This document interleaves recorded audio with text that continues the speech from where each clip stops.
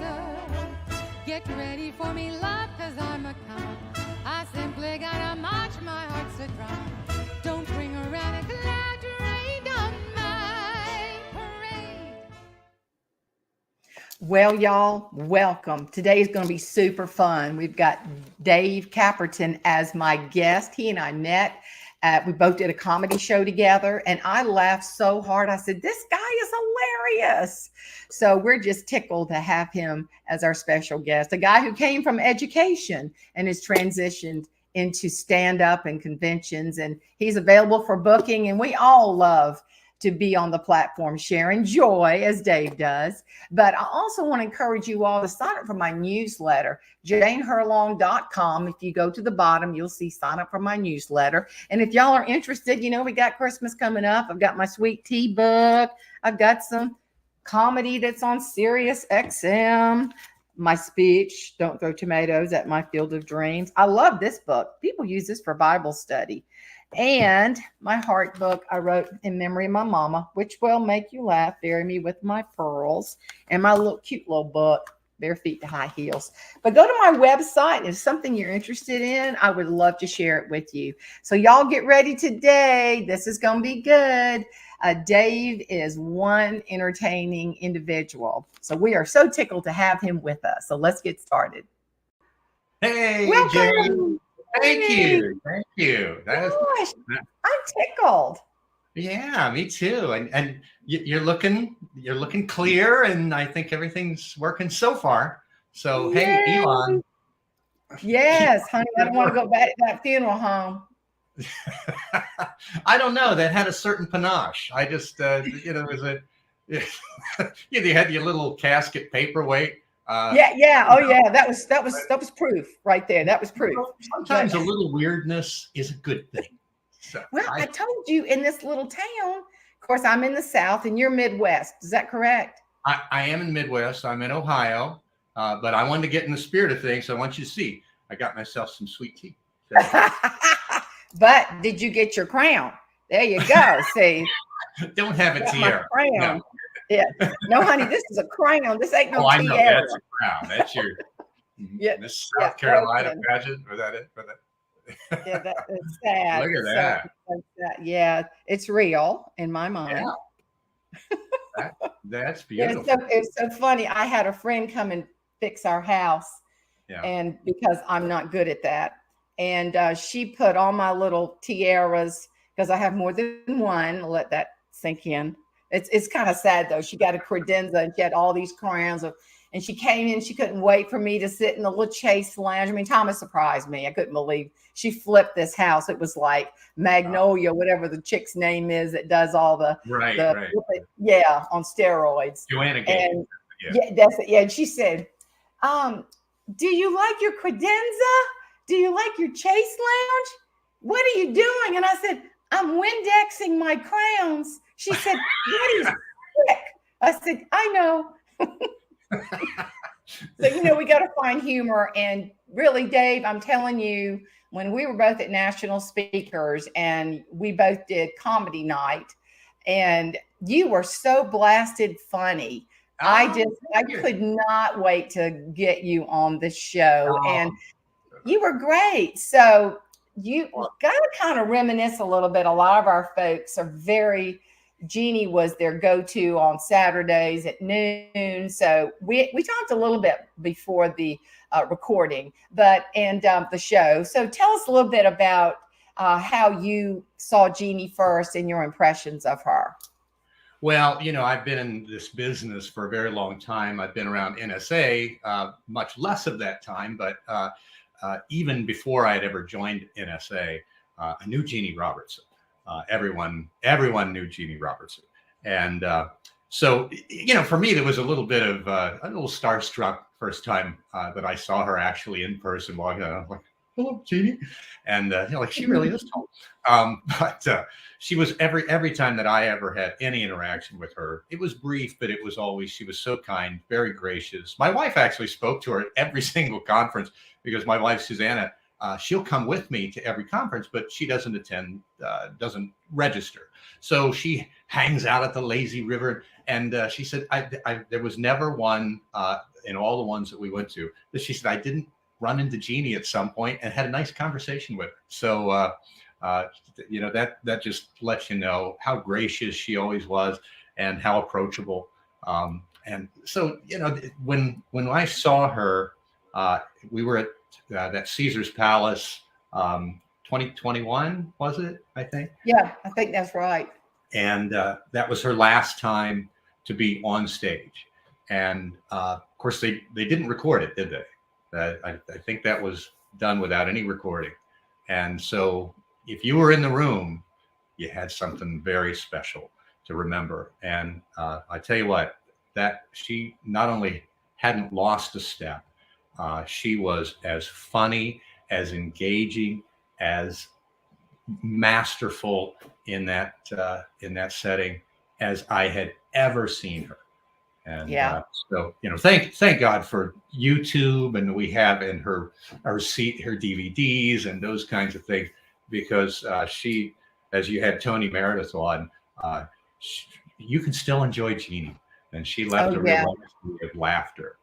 So true. Gosh, can you believe it? I was naming everybody that I'd had on. I forgot about Tony. We all love Tony, and that Norma Rose, who was her bestest friend. We got to try to get her, but we're tickled to have you on, and tell us a little bit about your journey to what you're doing now. I know you started in education. I did. I started in the classroom. I come from a family that has a lot of educators in it. My wife was a teacher for 30 years. My sister, Charmaine, was as well. My wife's sister, and we all have on both sides of the family educated. We're like circus families. That's what it is. It's one after another.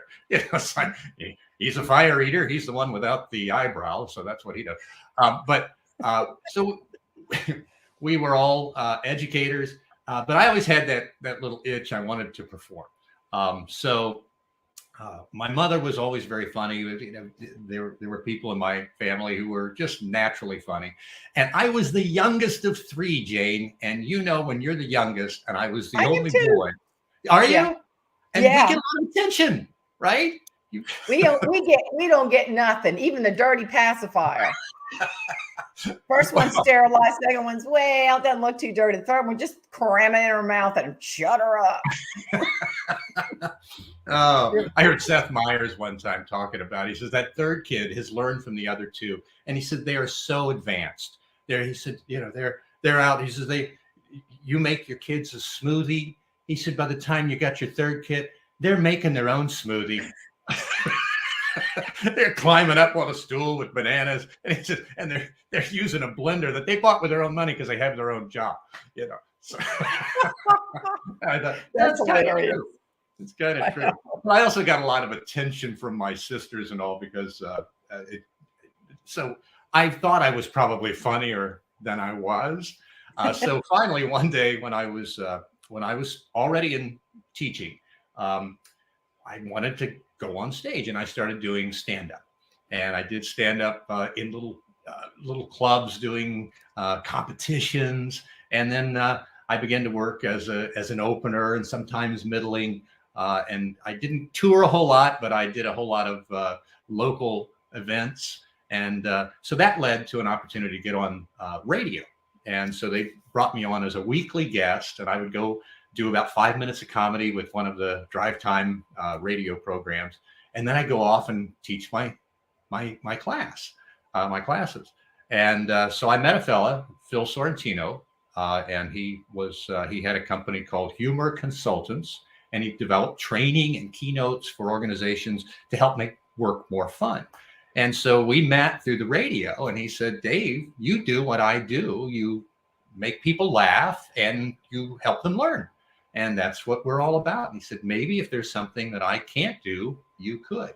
So that was the start of the journey. And I have absolutely, it just scratches every itch that I have, because I want to perform. I love the laughter, but I also want to impart content. I want people to come away going, hey, that really helped me cope. That helped us improve our workplace culture.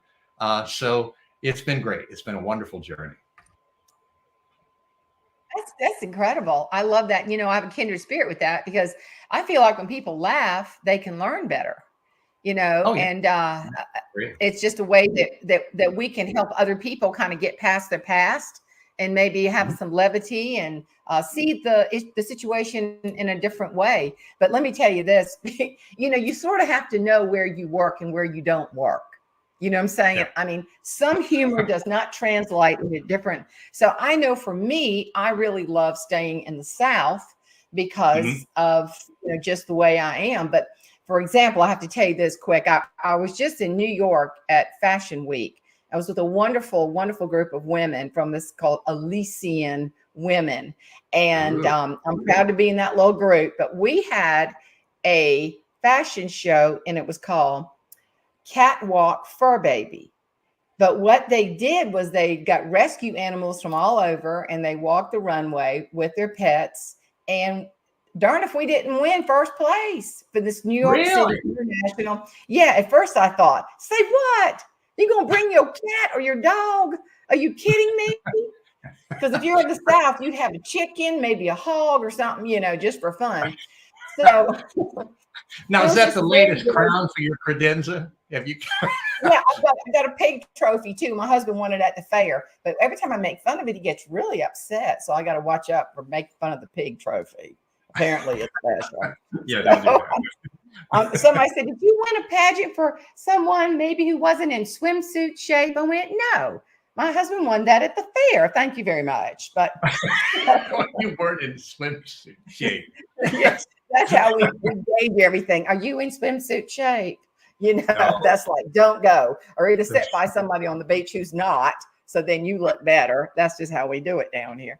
But I have to tell you, this is so funny. After the little introductory thing when we were all in the city, and that means New York. I've learned that city. That doesn't mean like Ohio or someplace in Ohio or someplace in Columbia, South Carolina. That's not the city.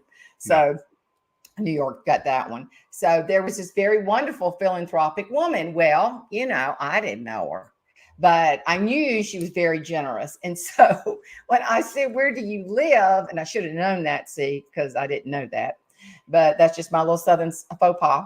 And she said, the city. And then she paused and said, "The Hamptons." And I went, "Oh, they've got the best breakfast. I love their hard-boiled eggs. You ever tried one of their hard-boiled eggs?" I thought she laughed when she got in that limo and was gone. I mean, I stayed up a couple of nights. I didn't know you could live there. But that's now, see, I should have called you when I started working on that. You must have crazy points on their rewards program. Wow. They probably give you the whole place to stay. Wow. I mean, but you never know. I think my younger self would have gone, "Oh, I'm so sorry. I should have known. I'm so ignorant." I'm so ignorant. I throw myself. But my older self is going, "Whatever." I had more of my little Southern girls. They were like snorting, almost lying down the street. They thought it was funny. But you got to understand that my point is humor does not translate universally. You kind of have to know where you fit. But I will say for you, when you did your bit at comedy night, when we were in Orlando, everybody was enjoying what you said, because I don't know, you just have it. You're very gifted in your comedy, and all of that to say, can you do a little something that you think that your folks really love? Like when you go somewhere, Dave, and you think, "Okay, got to pull this one back in. This is my best stuff." What would that be? Well, my favorite story is one that comes near I don't always use it, but I used to use it almost. It was my universal closer. Like Tim Gard with his airplane, his flight story. And I call it my dog toe story because I had a fella come up to me after a presentation one time, and he looked angry. And I thought, I'm talking about creating more joy in what you do, creating the kind of workplace and life for yourself where you're less stressed and you're more tuned in to being able to cope with laughter. Most people don't disagree. Most people are going, I may not do it, but at least I agree. Well, this fella came up and he said, well, must be nice to be you. I said, it's not bad. I mean, what does that mean? He goes, I mean, all your choose joy, change your focus, all that stuff. You found a way around paying good for you. And I said, is that what you heard? Because that was not my message. My message was intended to be, I want joy to be my default mode. Humor helps me get back there when I'm pushed off of that set, that set point. And so humor is a way that I can reframe and I can play with pain. So I said, I told him a story and I share it with folks as I'm kind of winding things up.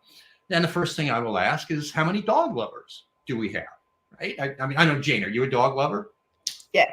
Yes, me too. I love dogs. I absolutely love dogs because they are so guileless and so willing and enthusiastic and in the way that they show affection. I had a friend of mine who he came home one day. I was over there visiting, and his wife, the dog went nuts and she started kissing the dog.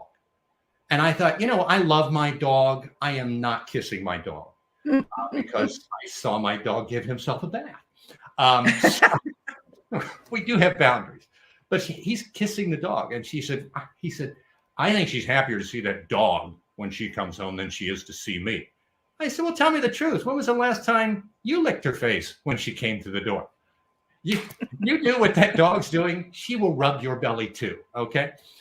So we had a little dog that we got from the animal shelter, and she was fully grown. So the question was, is she housebroken? And we asked the woman who was doing the adoption, our doggy social worker, and she looked at her sheet and she said, sure, which didn't inspire me with a lot of confidence. And we took the dog home and found out she was housebroken, but not a fanatic about it. Sort of casual, sort of like, is that important to you? I'll try. Right. So her method to let me know that she had to go out was to just scratch at the bed. I didn't realize I was being trained because after a while, because there was no snooze button on this dog, right? So if I rolled over for 5 more minutes of sleep once he scratched, that was my choice. But when I woke up, every time there was a little gift on the rug, and the dog sitting beside the spot with no shame at all, just going, what did I say? Right. So at that point, you couldn't even fault the dog. So I was so well trained at this point that the dog scratched at the bed. It was about 5:30 in the morning. I ran downstairs, dog in a lead, ran to the living room, tearing through across the floor, heading for the dining room back door. And we had a TV stand that was out of place there in the dark. I didn't see it. And I didn't clear it. Let's say it that way. I didn't clear it. Most of me did. Maybe only that much of me didn't clear it, whatever the width of my little toe is, because that's the part that didn't get around.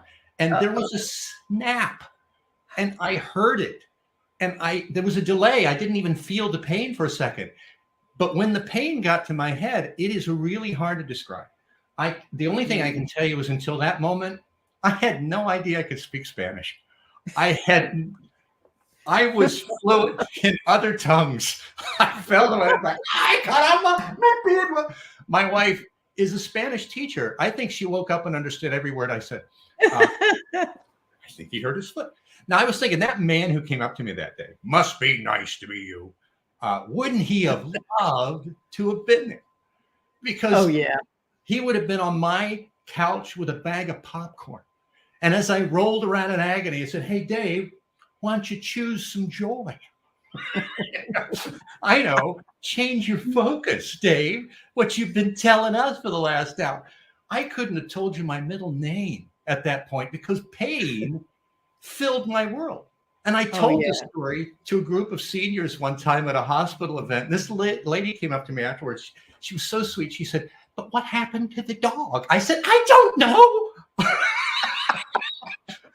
I think you missed the point. I was in agony. But so I went to the doctor for broken toe. And of course, we had the whole thing. He came out with an x-ray. He said, oh, that's broken. I said, yes. Well, I thought the toenail on the bottom was a bad sign, right? I'm no doctor. That didn't look right to me either. But the lesson was when I called my mother. And like I told you, my mom was just one of the funniest people I ever knew. But I wasn't looking for her humor. I wanted sympathy. I wanted that mommy kiss the boo-boo, right? That's right. That's the baby. you don't outgrow that. And so I called, I said, Mom, guess what I did? And I told her the story, and she went, oh, honey, I'm so sorry. And, well, is there an actual mother there? I'll hold. My God. But she was laughing. And you know what? In spite of myself, I had to laugh. And I saw the possibility. And so I actually would emphasize the limp when I went places, because I told the story and other people would laugh at my pain. My pain was hilarious to other people. And so finally, I would limp. And so people would go, what happened to your foot? I go, sit down, because I've got a story. And there's nothing better than a great story to share. But the question then is, what if I could, knowing everything that story gave me? I mean, it entertained audiences. It made people laugh around dinner tables. What if I could go back in a time machine to that one morning in my life, and knowing everything in humor and the payoff to other people that had provided. And this time, though, knowing all that, I had a choice to step around that TV stand. Would I? Yes, I would. Absolutely. I'd step around it and make up a story. What would you know? So the point is, but what, we're not given that choice, because that's not how life works. Pain chooses us, pandemics choose us, economic downturns choose us. Our choice is whether or not we're going to allow that to define us, to make us hopeless, to make us helpless, or it's going to be something we use humor as a way to play with our pain a little bit and to reframe our adversity, so that puts us back into some perception of control. So it became a great way to teach a lesson. There's the teacher about something that was as you and Blue Heckler were talking about, the small stories. It wasn't big. It wasn't life-changing. It wasn't life and death, but it was a moment that certainly people could relate to. And but that's what I love about my favorite people, who I always thought you were so good. That was a great event. We both were privileged to be a part of. But how you take the common things, and Jeannie was masterful at that. She would take one of my favorite stories that she told was when Beaver was coming into his own, and he was lanky and tall. Now he's a grandfather as of recently, of all things. But his teeth were coming in, and here Jeannie is so tall. They're at a restaurant and they're sitting there, and Jeannie created this whole funny thing out of this one little comment that was made by, like you said, people that don't know really what's going on, but that's a great point what you shared. And so she kept saying, Beaver, put your napkin in your lap. Beaver, wipe your mouth. Beaver, fill up your glass. Beaver, you're using the wrong fork, just over and over. And this woman walked up to her and said, why don't you mind your own business, giraffe? And called her because of her height. Did you collect a lot of funny stuff from your students through the years? Because that's some of the best material. Oh, yeah, absolutely. And I think if you're not going to have a sense of humor as an educator, you're not going to last that long.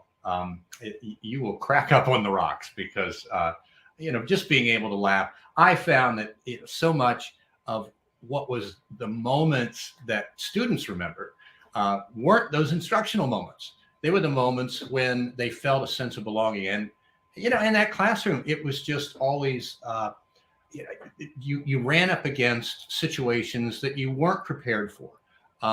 And, sometimes you just felt absolutely confused and overwhelmed, but humor could bail me out of a lot of tight spots. I remember my first year teaching, they gave me a study hall duty, which a lot of the new teachers got, because it was a lunchtime study hall. So it was huge. And there were 93 kids in the study hall with me at the front. Goodness. And I already had all these other teachers who were, I suppose they were well-meaning, but you have to be careful the voices you listen to, who might try to poison your mind or make you go down a negative path, because they'd say, let me see your roster. Let me see who you have. And they'd look and they'd go, oh, you've got him.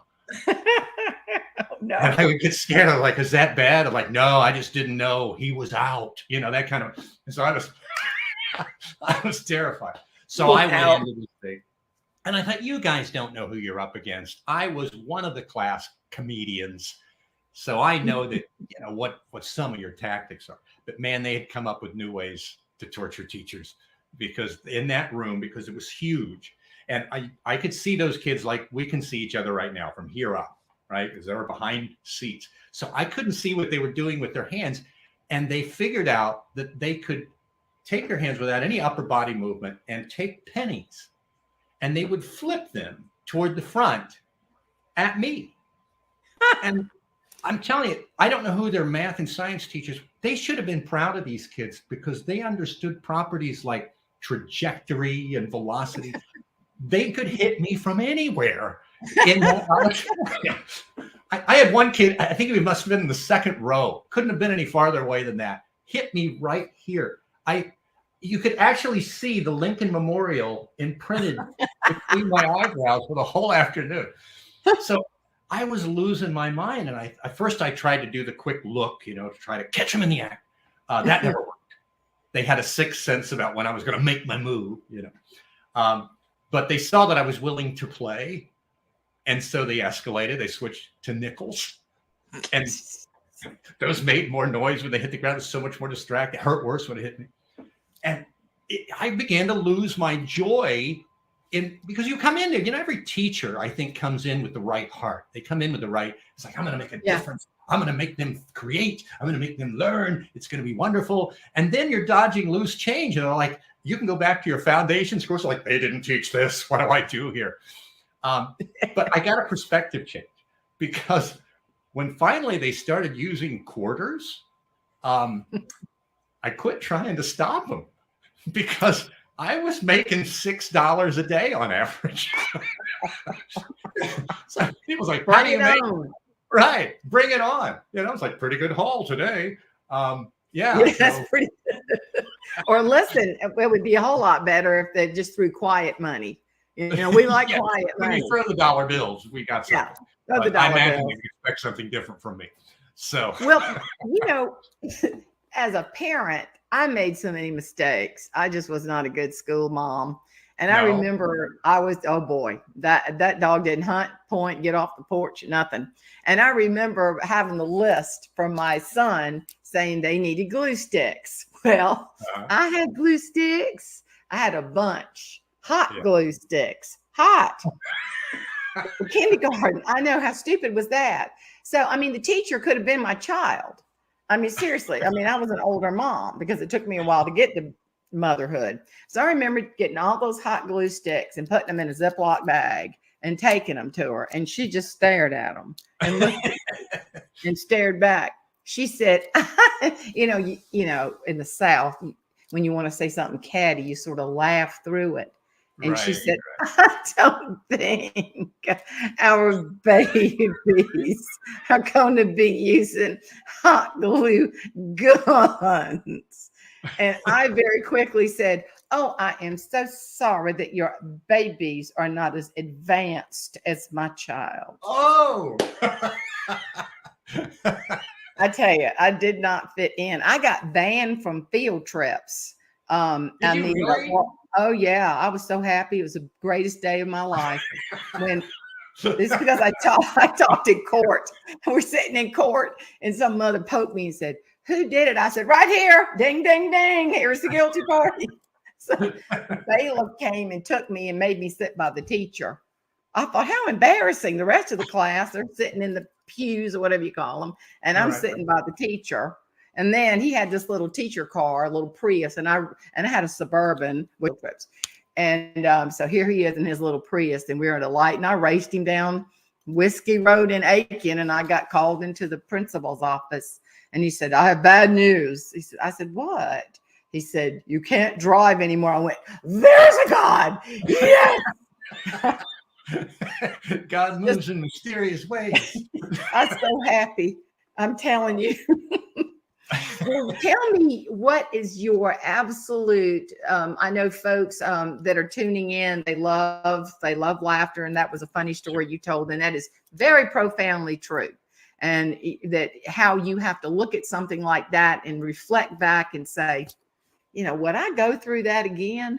And how I mean, to me, Dave, to be honest, I don't feel like I have the right to tell other people how to go through, get through, and have the joy unless I've done it. I don't want somebody telling me, and then you've got your audience members that assume you've got the secret sauce.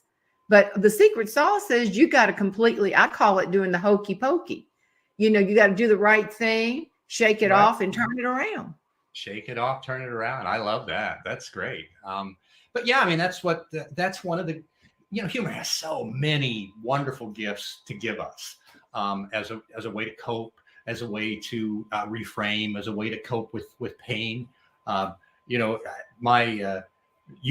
you're working on your book, Raising Bells. Is that what it is? Yeah, we're getting there. We're getting there. Yeah, I didn't have a Southern mom, but a lot of my family, they're from West Virginia, Kentucky, Virginia. So I have that perspective. My wife's mom is she's from Logan, West Virginia. And, her way of her advice was in comfort for her children. She's a little harder edged, so my wife would tell me, she'd say, anytime I had my feelings hurt, I go to my mom.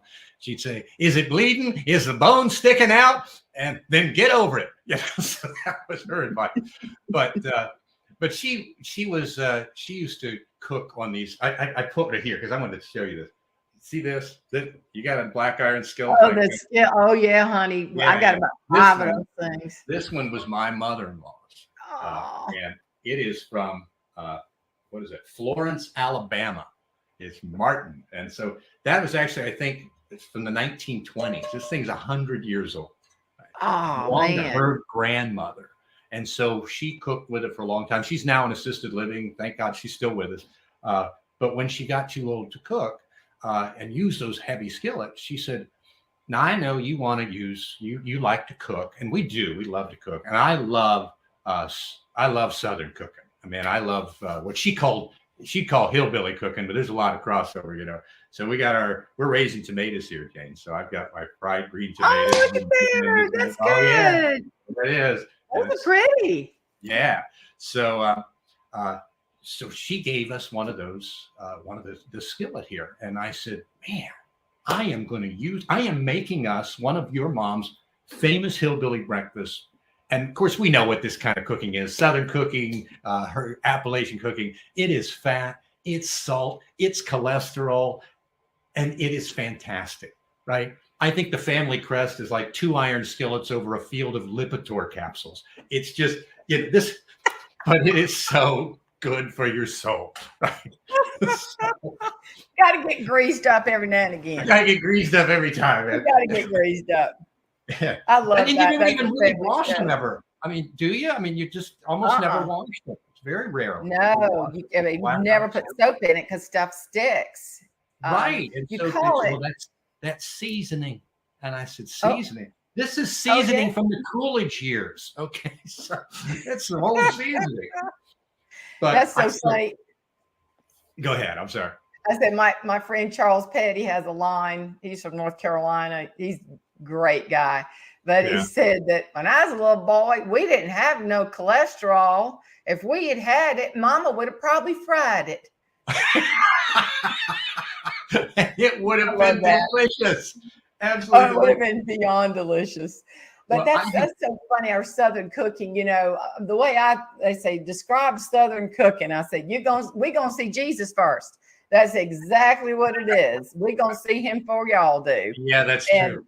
Because I grew up on all that, the best fried chicken in the world that my mama could make, and Tootsie that was my other mama. Man, is it good? Red rice. I can make a mean pot of grits too. But I know. We're going to get done talking here, and I want to have stuff is good. That's it. Now we're getting lunchy. Talking I know. about food. You know what? I could eat a little something. But that first you can fry up those tomatoes, those fried green tomatoes. That's I fried. We've got a tomato crop out here this year, that we can't keep ahead of because, everything comes in at once. And it does. you work really hard. There's probably a great lesson there for, are you prepared for any abundance that you're working on? And I think tomatoes are a great example. Here's what I've learned about raising tomatoes is you raise them, you work very hard, and then suddenly they all come in and you spend the last part of your summer slapping yourself in the face because you can't keep the fruit flies away. You've got fruit flies everywhere. And I'm just whack, and dodging. So you wouldn't believe it because we're in the middle of a peach orchard and they just plowed up a bunch of our peaches to the left. When Thomas and I got married, they would plant the peaches. Thank goodness they've leased them out. But the fruit flies, and I'll give you a remedy. My mother-in-law would get the vacuum and painstakingly, I might add, go, and she'd put out dishwashing detergent and water. And for some reason, they'd all congregate and they'd be just a pool of dead fruit flies. But she would literally vacuum them from the air, from the sky. And she would get them. And my husband does that too. But you talk about a menace. Oh my gosh. Because around here, see, this is the peach capital of the world. And when all the peaches are harvested, and then a lot of them, they prune and it's on the ground. Oh, we are infested with little tiny flies. Drives me nuts. Here's a fun fact I uncovered one time when I was actually writing my book, Happiness is a Funny Thing. And I found, because I was looking up, it's like, how do you kill fruit flies? How do you get rid of them? Do you know what the number one cause of death is among fruit flies? Do you have any idea? Constipation. And I thought, really? With all that fruit? I mean, cheese flies, yes, that I would get. But fruit flies? And that just amazed me. So it's not the fruit flies are constipated. Oh, yeah. The fruit flies can't eliminate the waste. They eat all those peaches and then they go, I'm a little bound up. Boom. I'm thinking we're talking about the humans. I'm going, how's this working? No. Although that is funny, Jane. One time I was down in Gatlinburg, Tennessee. And we used to go there when I was a kid. And there was this place called the Rock Shop. And it was run by this little man named Mr. Wilcox. Mr. Wilcox seemed ancient when I was a kid. And when I went in there in my I think it was mid-30s, my wife and I went in there and he was still working. And I said, oh my gosh, Mr. Wilcox used to come in here as a child. And he said, I can work rings around these people here that are in their 40s. And I said, he's 90 years old and he's still working 40 hours a week. Good for him. I love that. What is your secret? And I thought for sure he was going to give me kind of an attitude of your mindset and your attitude for living. He did this thing where he kind of beckoned me closer. I leaned up.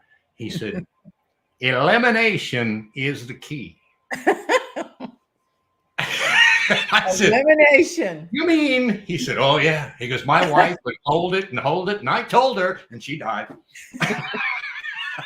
Because you hear a lot about all of these things that now people are, instead of going, that's the way it works, elimination. You've got people making a career out of what to eliminate, how to eliminate, when to eliminate.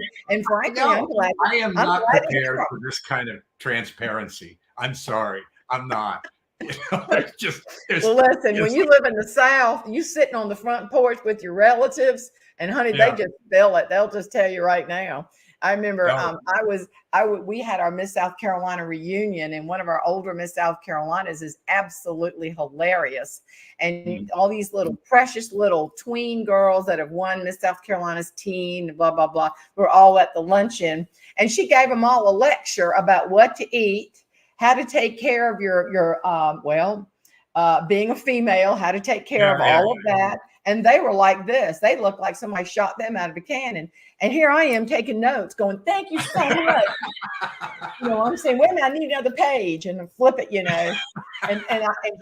And she looked at him, she said, I'll be dead and gone, and you'll be putting flowers on my grave, thanking Jesus for this moment. And I'm going, that's gospel right there. And in fact, it was so funny because the same Miss South, no, it was one of our Miss South Carolinas became Miss America. We were all going around. Everybody tries to one up the other. Like, I've got a book and I'm in a movie. I'm on Broadway, which is true. We've got one on Broadway who's amazing. And so then this former Miss America, who's older, and she stood up and she said, and I have all of you beat. I had an excellent colonoscopy.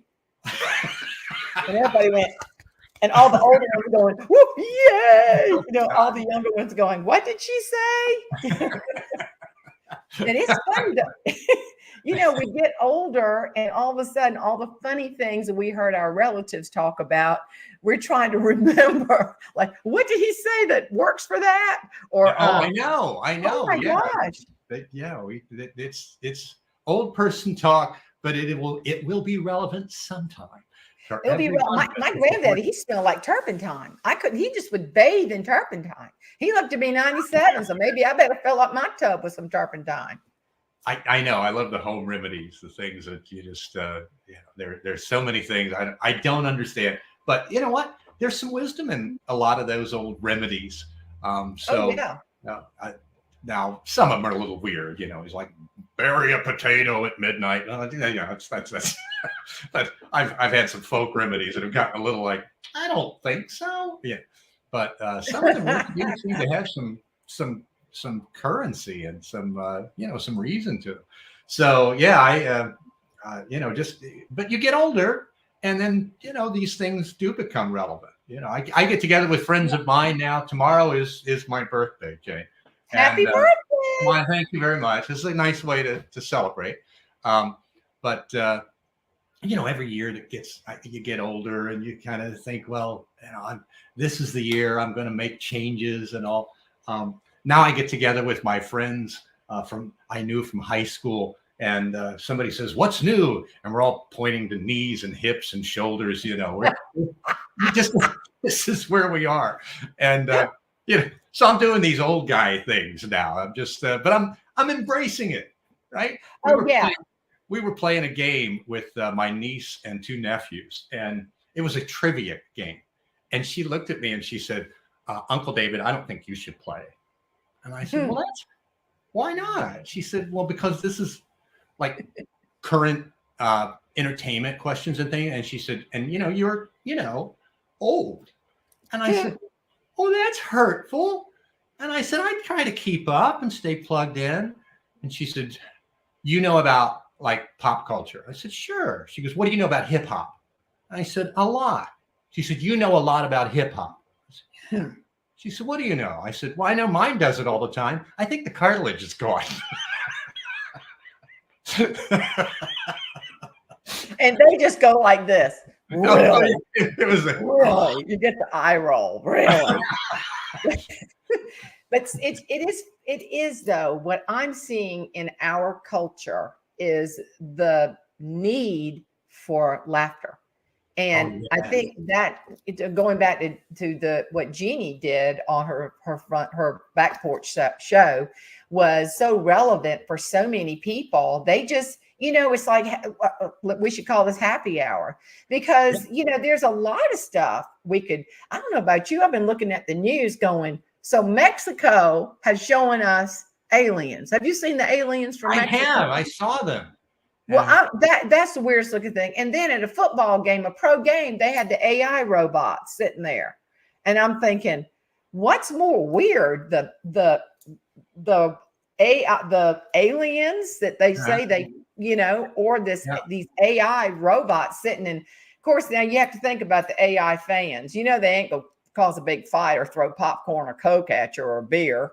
They probably would be well behaved. But in these aliens, they're mummified and whatever. I have never. So, we could sit here and go, I think I see a space, a spaceship or my gosh, we're invaded. Oh my gosh, AI is going to ruin our world, our culture.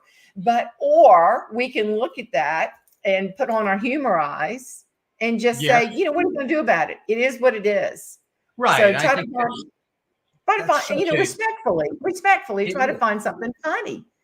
It is, but you know what? It also points up something. You mentioned like AI, and we're all worried about it. What is it? And we're all gonna be out of work because AI is going to replace everybody. But think about what we do, Jane. There are certain things that AI can do amazingly well, very fast. What can it not do? Mhm. And that makes our humanity ever more important. It can never tell an authentic story like a Jeannie Roberts, right? It can That's never true. care about another person in a way that makes them feel cared about. Have you ever That's been to right. one of those parking lots where they have now the robotic voice and you put in your payment method and it says, thank you? I think, oh, I feel so warm inside, right? Because there's nothing behind it but programming, right? But when Yeah. some actual person says, hey, thank you, I really appreciate that. It touches us. It does something. It adds value. It creates energy for us because it's real. It's authentic. So I can look at, the AI has got some troubling potentials. One of them Yeah. that I'm not worried about is the self-driving cars, because I was talking with a friend of mine. He said, I'm telling you, I would never trust a self-driving car. I would never do that. I said, oh, I would. I'll bring them on. He said, really? You trust that? I said, have you seen the idiots operating them now?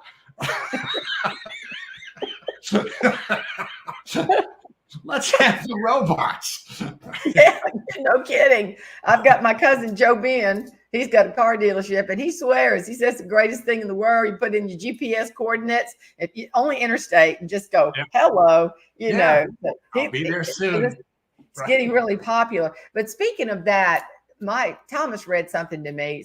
It was really touching. It was about this grandfather and this grandson saying, "Oh, you don't need to go to the bank and stand in line and do this online banking. Oh, you don't need to do this. You just don't go to this place or that place. Just order everything online, and everything will come. You can do this and that through Amazon." And this is my cat. Did you see that? We don't have a ghost. Did you see the Oh, door open? I This is did. my cat. This Think about kitty this is going to Southern go. Ghost. I have a Zoom kitty. Confederate soldiers wandering across to get a pig or something. That's my cat. I think that cat's going to come up and bother me. You just wait. But anyway, I thought to myself, really? So anyway, so the grandfather said, son, I love to dress up and go see my banker. I love to have coffee with my friends.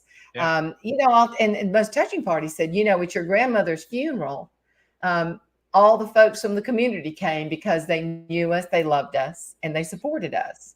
Yeah. And so I'll have to tell you this funny story. It just happened because, like I told you, I'm trying to do the Starlink, and I hope it's coming through okay. Everybody pray so I don't have to go back to the funeral home. So my friend Penny is very sweet. She and I both were consumed with an internet service. I won't tell you the name, but it rhymes with confused net. And it wasn't great, but I mean, we just couldn't, it was so difficult. So I got rid of it a long time ago, but my friend Penny's just a sweetheart. She just kept on and on and on. And so finally she got the Elon Musk Starlink, and she was so excited. And so she went ahead and she sent the email on to ConfuseNet. And this man called her. He said, Miss Hunt. And he was like upset. And she said, yes.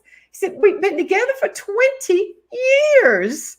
And she said, I know, but I don't know what to say. My needs have changed. And he said, what will it take for you to come back? And she said, oh, it's not you, it's me. And she said, Jane, I thought I was breaking up with an old boyfriend. Oh, she it said, is. It's terrible.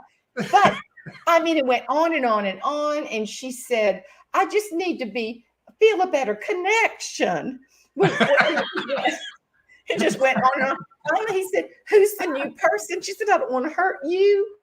And he said, just tell me. And she said she couldn't think of Starlink. All she could think of Elon Musk was, she said, I have hooked up with Elon Musk. And she said, it sounded horrible. But anyway, but I say that, which is so funny. Penny just told me that. It was so funny the other night when we went to her husband's birthday. But she said, all in all, it was nice to have somebody reach out and tell me how much I meant to them. And that's something, to your point, AI can't do. Well, It can't connect on a personal level. Yeah, it can't do that. So I love that illustration. Yes, we live personal in a touch. world right now where technology allows us to get through an entire day, any day of our lives, without one human interaction. I can That pump is my true. own gas. I can get my own money out of the bank. I can self-checkout at the kiosk or order on Amazon or anything I want. DoorDash my food. No human interaction. And then we I'm wonder with you. why we're so disconnected. We're more Yes. connected technologically than ever, and we're more isolated and lonely and despairing than ever. So I think And humor that's what humor, to your point. Yes, go ahead. is this wonderful tool that is underused that allows us to share with someone a genuinely positive emotion. And then when we're in a setting where, as you and I are, we're on stage and we're sharing laughter, there's a collective positive emotional experience. And those are not to be regarded as peripheral or unimportant. Those are becoming even more precious and more important. Yeah, there. I've got one here. I put them outside for just they're on my deck right now because I'm like, you're not This kitty coming cat in. just shows up. It just appears. But you are so right. And it's just been such fun, Dave. I'm so glad to get to know you and you're just hearing your funny stories and stuff. So if someone's interested in reaching out to you, we're gonna embed a clip in this presentation to show people just how funny you are. But tell folks how they can reach out to you and get in touch. Well, you can reach me at davecaperton.com. Also speakingofjoy.com. Either one will get you to the website, and let's have a conversation. I'm here for not only events, keynotes, and breakouts and that kind of thing, but also some coaching. So if someone says, hey, I need a little help with what I'm my funny stuff on stage. If that's the case, then, and you say, I can't afford Lou Heckler. Okay, come my way. And, we'll talk about it. But I would love for folks to just get in touch. I'd love to hear from you. Well, it's been wonderful. Loved having you on this. I call it the Front Porch View of Jeannie's Back Porch Show. And eventually I'm going to probably call it Sweet Tea something. Yeah. You got your sweet tea and I got my sweet kitty cat. Oh, my God.